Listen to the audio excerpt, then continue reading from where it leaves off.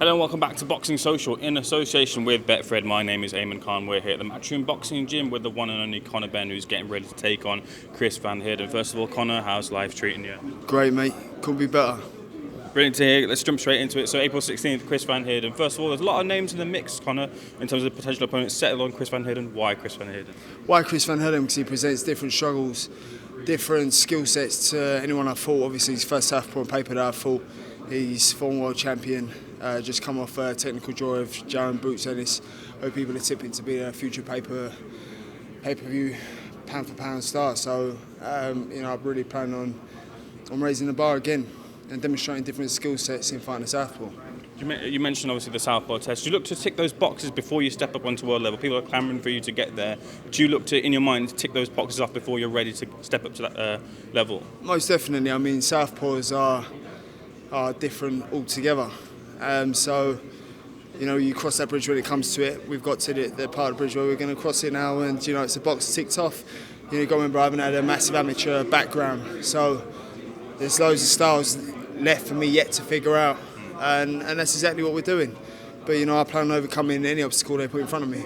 With that said, then, in terms of how the fight plays out, is it you and Tony looking for a tactical plan, or is it you just doing what you do and adapting in there?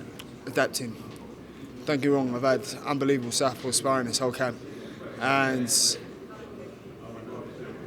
we just continue to work. We're continuing to get better, continuing to better ourselves. And on the night I plan on dealing with anything anyone presents to me.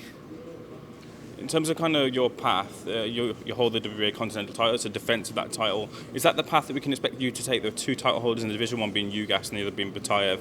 Do you look at those two as the ones that you earmark, or are your options open in the division? Options are open. Obviously, you've got Josh Taylor moving up. Obviously, you've got the Kell Brooks Khans. I'm not sure how much they do in terms of benefits of my career, apart from looking good on my resume. But obviously, you've got Josh Taylor moving up. And you have Ugas fighting Spence potentially moving up. Obviously, you've got Crawford, Ugas. So these are the fights we want. We want the big fights. So, you've got, obviously, Danny Garcia. I'm not sure what he's doing. You've got Jaron Ennis. I think Virgil Ortiz will move up, but you've got all these big names in boxing, so I just want to make sure I'm ready. I believe I am ready, but there's levels to this game. I believe I can be world champion. That goes without saying, but there's levels you have to go to, opponents you have to get through, in order to get there. Second on Josh Taylor, because that's the first mentioned name. That's an interesting name for you to pick out there out of the bunch there. I assume that's you wanting to test your skills against one of the very best in the world of boxing. Why particularly Josh Taylor? Is that the test that you want? Josh Taylor we get on, by the way. Okay. So ain't no needle there. He's a great fighter, and he's a great fighter. I mean, look at all you got to do is look at his resume. So, him moving up to welterweight's a big British domestic. Obviously, aside from Brook, Khan, who are, you can say, idols to rivals, but they're at a crossroads, whereas Josh Taylor's hot property. On those two fights you mentioned there, first of all, Amir, I remember you doing an interview with Andy, and he told you in a call that you had that he was going to be retiring after this fight, and if you didn't, you'd be very unhappy because you'd want that fight. Go for it. Listen, Khan's team have been in touch with my team as of recent. Mm-hmm. Greed's one hell of a thing. Mm-hmm. I understand the winner coming out on top. Brook obviously wanting to fight again because he looked great, he looked powerful. But as far as Khan goes, he should call it a day. But then again, when you're out buying 500 grand Lamborghinis, I can see why you need the payday. The other side of the coin is there being Kell Brook, who apparently, according to Eddie Hearn, priced himself out asking for 10 million. Are you aware of that? What's your thoughts on that? Yeah, 10 million. I mean that's silly. Do you know what I mean? Even if you half that, more realistic, but when you're talking 10 mil on that, it's sort of like, yeah, all right. I know you're looking for that last checkout, but at the end of the day, although there were negotiations going on, I wasn't going to put my career on hold. We could have waited out to see if we could negotiate closer and make the Brook fight happen, or take April 16th against Van Heerden. I said I ain't waiting around for nobody. In terms of your career, Conor, I remember I was being on a Zoom with you during the pandemic period when the restrictions were in, and people were coming off of the back of the formula, very much clamouring to see more of you, and you were gassing you up at the time, and you were saying, I'm getting gassed up here, I'm trying to keep my feet on the ground. But as the riches get bigger, as the spotlight gets stronger on you, how do you kind of keep yourself grounded? I don't think it's a matter of keeping myself grounded. I mean, the more opportunities there are and the more I realise what's at stake, the more harder I'm willing to work, the more grounded it does keep me, the more I realise I have so much more to lose now. And, you know, it's the fear of losing, working so hard to get to this stage to then let it slip in between my hands due to me being concentrated on the job at hand or being focused on doing what I got to do. You know, that's fearful to me, you know, fear losing. I love winning, don't get me wrong, but I fear losing. And there's no way I can let me beat me, so to speak. If another man beats me, fair enough, you know, the best man won. Not that that's okay, by the way, but it's a matter of me losing to myself, knowing I ain't done everything I could, or knowing I've done everything I possibly could to make sure I secure a victory or secure my legacy. That's what I fear. So as far as me keeping grounded, that's never going to be an issue. Coming into this fight, I'm sure you've seen some of the criticism regarding the opponent. I want to know, Conor, in the original phase of your career, you're kind of written off in terms of the boxing public, in terms of your ability. You went away, worked on your craft, and now you're kind of in the graces of the boxing public. Do you see that and see that part with the opponents where sometimes if the boxing public don't get the fight that they want to see, they might fall out in terms of wanting to see more of you? Do you see that part and do you want to kind of keep yourself in the good graces of that? Listen, for them to be going to me, why are you fighting Van Heerden for? It's a step down. That's a backhanded compliment. Because 3 years ago you wouldn't have been saying that.